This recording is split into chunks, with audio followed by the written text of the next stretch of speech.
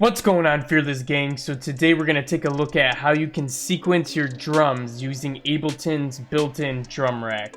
So if you're excited about this one, let's jump right in.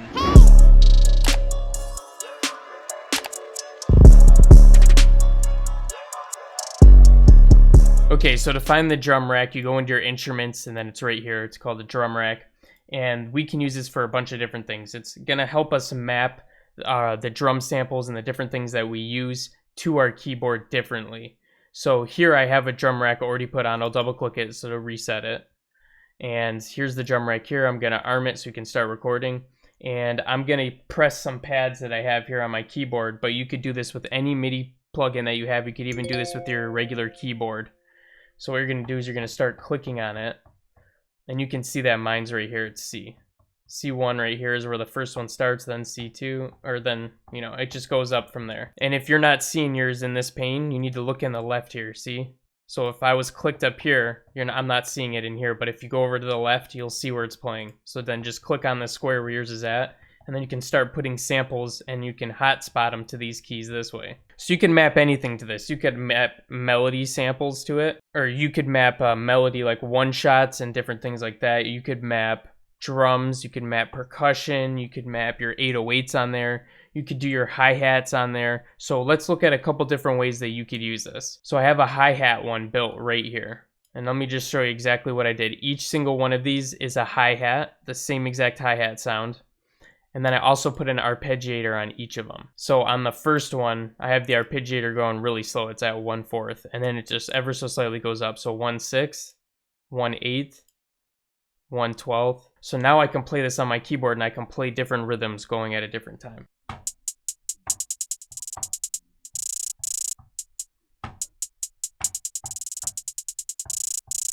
So you could do some crazy stuff with that and get an idea of a hi-hat pattern to put down from there as well. You just click on it, and then you can add your sample. You just drag your sample right in here, or you can drag your sample right onto this square.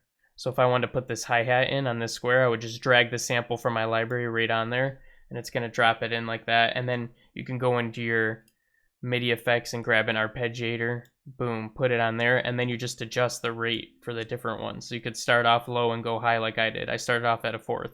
So another thing to mention really quick is, like, obviously all the velocities are going to be the same. So depending on how hard you click it the first time, for as long as you hold it, all of the notes that play in that amount of time are going to be the same velocity. Like, they're all the same velocity. So what you could do to get around that is you could even put like a velocity on this as well. And then you could turn up the random a little bit. Do something like that. Okay, so another way you could use it is to set up like just a giant percussion thing. So you could just like fill this with different percussion samples that you like. I literally just dropped all these in here randomly from a percussion folder that I had. So they're just a bunch of random percussion that are in there. And you could make your percussion loops using this. Or you could add some different sounds to your beats by just playing the beat and then just like tapping around until something happens. So let's listen to these.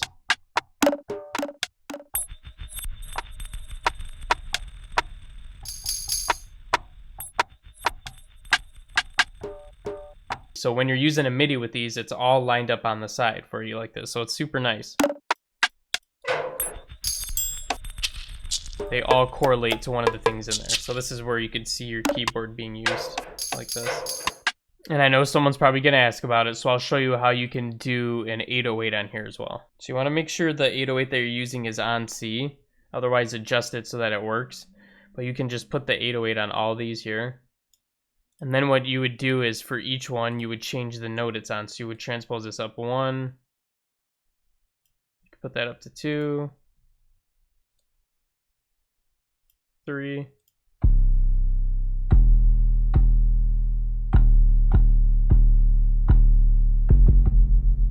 So you could play your 808s like that if you really wanted to as well. So if you have like one of those big Ableton pad things or some different kind of a pad that you want to use, you could definitely set up your 808s. You could pretty much set up everything on there using the Ableton Drum Rack. Alright guys, so that was a quick demo of Ableton's Drum Rack and how you can use it to kind of add some variation to your beats, because I know when you're making beats you get into the habits and you do the same things over and over again. So it can be really useful to try something different out, and you can get some crazy effects just by throwing your hi-hats or your percussion or your 808s or doing some craziness with the Ableton Drum Rack. So I hope you guys liked that one. Smash the like button if you did, and subscribe to the channel if you're new here, because we're uploading videos every single day and you're not going to want to miss out on them. But besides that, I'll be catching you guys again in the next one. Peace out.